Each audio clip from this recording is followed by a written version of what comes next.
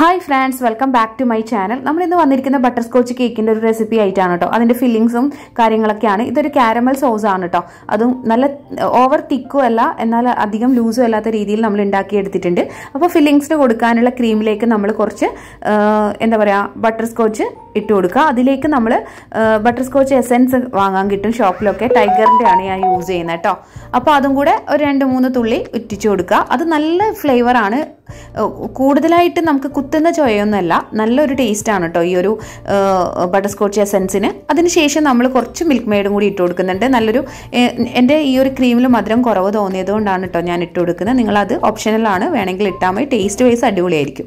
അപ്പോൾ അതൊക്കെ മിക്സ് ചെയ്ത് വെക്കുക. നമ്മൾ 2 kg ബേസിലാണ് ചെയ്യുന്നത്. നല്ല വലുപ്പത്തിൽ തന്നെ ചെയ്തിട്ടുണ്ട്. 2 kg വലുപ്പത്തിലാണ് 1.5 kg കേക്കാണ് ഇത് കേട്ടോ. അപ്പോൾ ബേസ് അങ്ങനെയാണ് ഞാൻ ചെയ്തിരിക്കുന്നത്. കുറച്ച് വലുപ്പത്തിൽ ചെയ്യാൻ വേണ്ടി പറഞ്ഞിട്ടുണ്ടായിരുന്നു കേട്ടോ. അപ്പോൾ പഞ്ചസാര സിറപ്പിലേക്ക് നമുക്ക് മിൽക്ക് മെയ്ഡോ എന്തെങ്കിലും വേണേൽ ചേർക്കാം. നല്ലൊരു ഫ്ലേവർ കിട്ടാൻ വേണ്ടിയിട്ട് നമ്മളിവിടെ എന്താ പറയുക ബട്ടർസ്കോച്ച് എസൻസ് ഞാൻ കുറച്ച് ചേർത്ത് കൊടുത്തിട്ടുണ്ട്. പിന്നെ കാരമൽ സോസും കൂടെ ചേർത്തിട്ടുണ്ട് കേട്ടോ ഇതിൽ. അപ്പോൾ രണ്ടും കൂടി മിക്സ് ചെയ്തിട്ടാണ് ഇത് വെറ്റ് ചെയ്യുന്നത്. നല്ല രീതിയിൽ വെറ്റ് ചെയ്ത് കൊടുക്കുക കേട്ടോ. എന്നിട്ട് അതിന് ശേഷം നമുക്ക് ഈ ഒരു മിക്സ് ചെയ്ത് വെച്ചിട്ടുള്ള ക്രീം, ഈ ഒരു ബട്ടർസ്കോച്ചിൻ്റെ എസൻസിൽ നമുക്ക് ഒരു ചെറിയൊരു യെല്ലോ ടിൻറ്റ് ഉണ്ടാവും, നല്ലൊരു കളർ ഉണ്ടാവും കേട്ടോ. അപ്പോൾ അങ്ങനെ അത് ചെയ്തിട്ടുണ്ട്. അത് ഇട്ട് കൊടുക്കുക. ആദ്യത്തെ ലെയർ ഓഫ് കേക്ക് വെച്ചിട്ട് ഇവർക്ക് നല്ല രീതിയിൽ ഹൈറ്റ് കുറഞ്ഞിട്ട് അത്യാവശ്യം വലുപ്പത്തിൽ വേണ്ടിയായിരുന്നു പറഞ്ഞിട്ടുണ്ടായിരുന്നത് കേട്ടോ.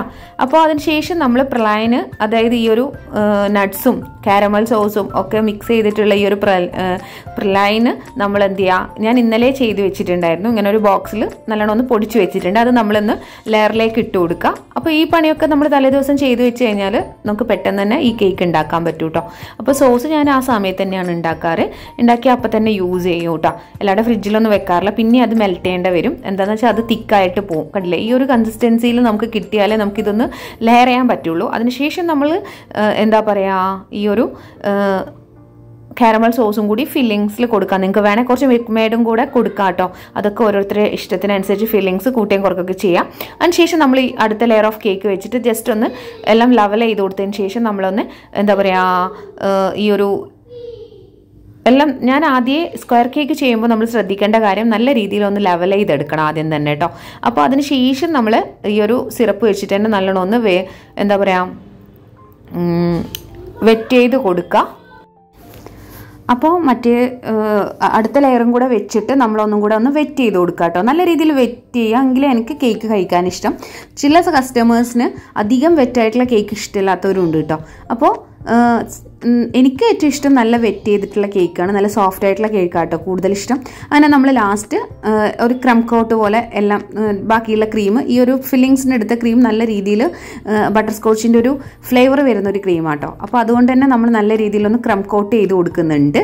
അതിന് ശേഷം ഞാൻ ഇതിൻ്റെ മേലെ വൈറ്റ് ക്രീം ആട്ടോ ഞാൻ കൊടുക്കാൻ തീരുമാനിച്ചിരിക്കുന്നത്. അപ്പോൾ നമ്മൾ ഈ ഒരു ഫ്ലേവർ മുഴുവൻ ഇതിലേക്ക് തന്നെ ചെയ്യാൻ നോക്കാം. എന്നിട്ട് ക്രം കോട്ട് ചെയ്ത് നല്ലോണം ഒന്ന് ഫ്രിഡ്ജിൽ ഒരു 2 മണിക്കൂർ, നിങ്ങൾക്ക് വേണമെങ്കിൽ ഒരു ഹാഫ് ആൻ അവർ വെച്ചിട്ട് ബാക്കി കൊടുത്താൽ മതി. ഞാനിവിടെ ഒരു 3-4 മണിക്കൂർ വെച്ചിട്ടുണ്ടായിരുന്നു. അതിന് ശേഷമാണ് ഞാൻ ആദ്യം പിന്നെ ഡിസൈൻ ചെയ്യുന്നത്, അതായത് നമ്മൾ ലാസ്റ്റ് ഫിനിഷിംഗ് ഒക്കെ ചെയ്യുന്നത് കേട്ടോ. ഒരു 4 hours ഞാൻ ഫ്രിഡ്ജിൽ വെച്ചിട്ടുണ്ടായിരുന്നു കേട്ടോ. അങ്ങനെ ചെയ്യുമ്പോഴുള്ള ഗുണം എന്ന് വെച്ചാൽ നമുക്ക് പെട്ടെന്ന് ഫൈനൽ കോട്ട് ചെയ്യാനും നല്ല വൃത്തിക്ക് ചെയ്യാനും പറ്റൂ കേട്ടോ. അപ്പോൾ വൈറ്റ് ക്രീമാണ് ഞാൻ എടുത്തിരിക്കുന്നത്. നല്ല രീതിയിൽ മധുരമൊക്കെ ഉള്ള നല്ല സാധാ പഞ്ചസാരയും വെനില എസൻസും ഇട്ടിട്ട് നല്ലോണം ഒന്ന് ബീറ്റ് ചെയ്തെടുത്തിട്ടുള്ള ക്രീമാട്ടോ ഇത്. അത് വെച്ചിട്ട് നമുക്ക് നല്ല രീതിയിലൊന്ന് ഐസിങ് ചെയ്ത്, അതായത് പെർഫെക്റ്റ് ആയിട്ട് ഫൈനൽ കോട്ട് കൊടുക്കാം കേട്ടോ. ഓക്കെ, അപ്പോൾ അതാണ് ക്രീം നല്ല രീതിയിൽ തന്നെ ബീറ്റ് ചെയ്തെടുക്കുക. അപ്പോൾ നമുക്ക് പെട്ടെന്ന് തന്നെ ചെയ്യാൻ പറ്റും. നല്ല സ്മൂത്ത് ആയിട്ടുള്ള ക്രീമായിരിക്കുക. അതൊക്കെ ഒന്ന് ശ്രദ്ധിച്ചു കഴിഞ്ഞാൽ പെട്ടെന്ന് തന്നെ സ്ക്വയർ കേക്ക് നമുക്ക് ചെയ്യാൻ പറ്റും. അതുപോലെ നല്ല ലെവൽ ചെയ്തിട്ടുള്ള കേക്ക് ആണെങ്കിൽ പെട്ടെന്ന് ചെയ്യാൻ പറ്റും കേട്ടോ. അപ്പോൾ ഞാൻ ഈ പാലറ്റ് നൈഫ് വെച്ചിട്ട് തന്നെയാണ് എല്ലാം ചെയ്യാറ് കേട്ടോ. അപ്പോൾ ജസ്റ്റ് ഒന്ന് ഇട്ട് കൊടുക്കുക. എന്നിട്ട് നമ്മൾ ഈ ഒരു ക്രം കോട്ട് ചെയ്തിട്ട് കുറച്ച് നേരം ഒന്ന് ഫ്രിഡ്ജിൽ വെക്കുക. അതാണ് മെയിനായിട്ട്. അപ്പോൾ നമ്മുടെ ഫൈനൽ കോട്ട് നല്ല പെർഫെക്റ്റ് ആയി ചെയ്യാനും പറ്റും. അടിയിലുള്ള ക്രീമൊന്നും നമുക്ക് പുറത്തൊന്നും വരില്ല, കണ്ടില്ലേ, നല്ല രീതിയിൽ ചെയ്യാൻ പറ്റും കേട്ടോ. അപ്പോൾ ഞാൻ കുറച്ച് സ്പീഡിൽ കാണിക്കുന്നുണ്ട്. അപ്പോൾ ഇത്രയേ ഉള്ളൂ. ഇങ്ങനെയാണ് നമ്മൾ ഐസിങ് ചെയ്തെടുക്കുന്നത് കേട്ടോ. നമ്മൾ വടിച്ചെടുക്കുക. നല്ല രീതിയിൽ ക്രീം ആദ്യം തന്നെ ഇട്ട് കൊടുക്കുക. അപ്പോഴാണെങ്കിൽ നമുക്ക് എന്താ പറയുക നല്ല രീതിയിൽ തന്നെ പെട്ടെന്ന് നമ്മുടെ ഈ ഒരു പെർഫെക്ഷൻ പെട്ടെന്ന് കിട്ടും. വടിച്ചെടുക്കുക, നല്ല രീതിയിൽ വടിച്ചെടുക്കുക. കേക്ക് ബോർഡൊക്കെ ഒന്ന് ക്ലീൻ ചെയ്യുക. അതിനുശേഷം ഒന്നും കൂടി വടിച്ചെടുക്കുക. അത്രയേ ഉള്ളൂ. മേലെയും കൂടെ ഒന്ന് വടിച്ചെടുത്തിട്ട് ചെയ്ത് കൊടുക്കുക കേട്ടോ. അപ്പോൾ കണ്ടില്ലേ ഇപ്പോഴും തന്നെ നമ്മുടെ മുക്കാൽ ഭാഗം നല്ല ഫിനിഷിങ് വന്നിട്ട് ഒന്ന് ജസ്റ്റും കൂടെ ഒന്ന് ഞാൻ വടിച്ചെടുക്കുന്നുണ്ട് കേട്ടോ. എവിടെയെങ്കിലും ക്രീമൊക്കെ പോയിട്ടുണ്ടെങ്കിൽ കേക്ക് ഇങ്ങനെ പുറത്ത് കാണുന്നുണ്ടെങ്കിൽ അവിടെ കുറച്ചും കൂടെ ക്രീം ഇട്ടിട്ട് ഒന്ന് വടിച്ചു കൊടുക്കുക കേട്ടോ. അപ്പോൾ ക്രം കോട്ട് ചെയ്യുമ്പോൾ തന്നെ ഏകദേശം നല്ല രീതിയിൽ കേക്ക് കവർ ചെയ്യാൻ നോക്കുക കേട്ടോ. ജസ്റ്റ് ഒന്ന് കവർ ചെയ്തെടുക്കാൻ പറ്റും. ഫിനിഷിംഗ് അല്ല ഉദ്ദേശിക്കുന്ന ഒരു കവർ ചെയ്തെടുത്ത് കഴിഞ്ഞാൽ നമുക്ക് പെട്ടെന്ന് തന്നെ ഫിനിഷ് ചെയ്തെടുക്കാനും പറ്റും. അപ്പോൾ അത് കഴിഞ്ഞതിന് ശേഷം ഞാനിവിടെ ഈ ഒരു ബട്ടർ സ്കോച്ചിൻ്റെ എസെൻസ് ഇട്ടിട്ട് ക്രീമിൽ പിന്നെന്താ കുറച്ചൊരു യെല്ലോ കളർ, ഒരു ഇത്തിരി യെല്ലോ കളറും കൂടെ ആഡ് ചെയ്തിട്ടുണ്ട്, ഒരു ഇത്തിരി കളർ കിട്ടാൻ വേണ്ടിയിട്ട്. ജസ്റ്റ് ഒന്ന് ഈ ഒരു ഫ്ലവർ മാത്രമാണ് കേട്ടോ വരച്ചു കൊടുക്കുന്നത്. അവർക്ക് വളരെ ചെറിയൊരു ഡിസൈനൊക്കെ മതി, അതും നല്ല നാച്ചുറലായിട്ട് കഴിക്കാൻ വേണമെന്ന് പറഞ്ഞതുകൊണ്ട് ഞാൻ കളേഴ്സൊന്നും യൂസ് ചെയ്തിട്ടില്ല, അധികം ഒന്നും ചെയ്തിട്ടില്ല. അതിൻ്റെ ഒരു എത്തനിക്കായിട്ടുള്ള ഒരു ഡിസൈൻ തന്നെയാണ് ചെയ്തിട്ടുള്ളത്. പിന്നെ കുറച്ച് കാരമൽ സോസ് സെൻറ്ററിൽ ഒഴിച്ചു കൊടുത്തിട്ടുണ്ട് കേട്ടോ. അതിൻ്റെ അടുത്ത് വീഡിയോ എടുക്കാൻ വിട്ടുപോയി.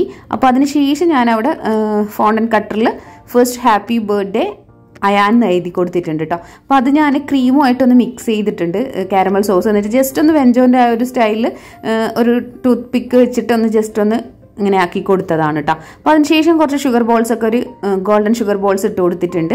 ഇത്രയേ ഉള്ളൂ, വളരെ ചെറിയൊരു ഡിസൈനാണ് കേട്ടോ. അപ്പോൾ ഇതാണ് കേക്ക്. അപ്പോൾ കേക്കിൻ്റെ ഫുൾ ലുക്ക് നിങ്ങൾക്ക് ഇഷ്ടപ്പെട്ടിട്ടുണ്ടാവും എന്ന് വിചാരിക്കുന്നു. ഇതിൻ്റെ ഫില്ലിങ്സും കാര്യങ്ങളും ഈ ഒരു പെർഫെക്റ്റ് രീതിയിൽ നിങ്ങൾ ചെയ്ത് നോക്കിയാൽ അടിപൊളിയായിട്ടുള്ള ബട്ടർ സ്കോച്ച് കേക്ക് നിങ്ങൾക്ക് ഉണ്ടാക്കാൻ പറ്റും.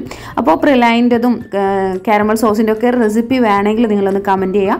അപ്പോൾ വേണമെങ്കിൽ ഞാൻ ചെയ്യാം കേട്ടോ. അപ്പോൾ പെർഫെക്റ്റ് ആയിട്ട് നമുക്ക് ഇങ്ങനെയാണ് ചെയ്യേണ്ടത്. അതുപോലെ ബട്ടർ സ്കോച്ചിൻ്റെ എസൻസ് നിങ്ങൾ യൂസ് ചെയ്യുക മസ്റ്റായിട്ട്. അപ്പോൾ ആ ഒരു ഫ്ലേവർ നമുക്ക് ബേക്കറിയിലൊക്കെ കിട്ടുന്ന ആ ഒരു ഫ്ലേവർ നമ്മുടെ കേക്കിനും കൂടെ കിട്ടാൻ വേണ്ടിയിട്ടാണ് കേട്ടോ ഞാൻ പറയുന്നത്.